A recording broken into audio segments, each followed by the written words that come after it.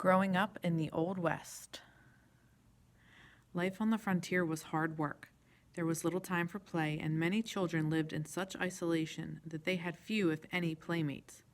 Nevertheless, youngsters on the frontier also had a whole world of wonder in which to play. If they had few ready-made amusements and little planned play, they quickly became skilled at inventing their own fun, and in a world of freedom, where there were few don'ts, they became self-reliant. Wild creatures form part of a child's fun. Sometimes the lonely ranch child would have a live pet, though this usually did not work out for long. Sometimes a clever boy would capture a prairie dog, but that required patience. Youngsters used to catch toads and tie a string to them, and there were prairie chickens and rabbits to chase, even if one rarely caught them by hand. Ranch children could have a free rodeo anytime they wandered to the corral. With calves to brand and young horses to rope, saddle, and ride for the first time, something was always going on. There were swimming holes and creeks to fish in.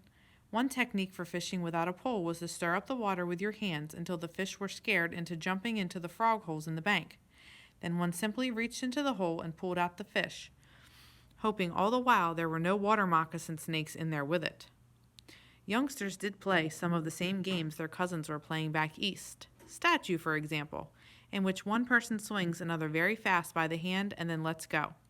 The one who has been swung reels a few paces, then freezes into some strange position. The funnier, the better. Even hide and seek and jump rope took on a difference when played in the great outdoors of the West. For the days or months when weather forced children indoors, there were homemade toys. Children also played cards, checkers, and dominoes. Small children played with cornhusk dolls or hand-carved toys. A popular toy was a jointed wooden bear that could, when properly handled, climb a rope. Best of all, on long winter nights, was storytelling. This was the era of Indian battles, and during most of the years of the settlement in the West, the Civil War was a very real and recent memory to people still living. Youngsters would sit on the knee of a parent or grandparent and hear tales of battles won and lost. For those youngsters whose families lived close enough to a town, a Saturday trip there was the highlight of the week. Sometimes there were variety shows in town. For a few precious pennies, a youngster might see a sword swallower or a magician, a snake charmer or a juggler. Those same pennies might buy a peppermint or licorice stick.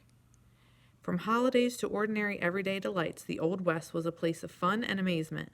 There was never any complaint of, "But there's nothing to do."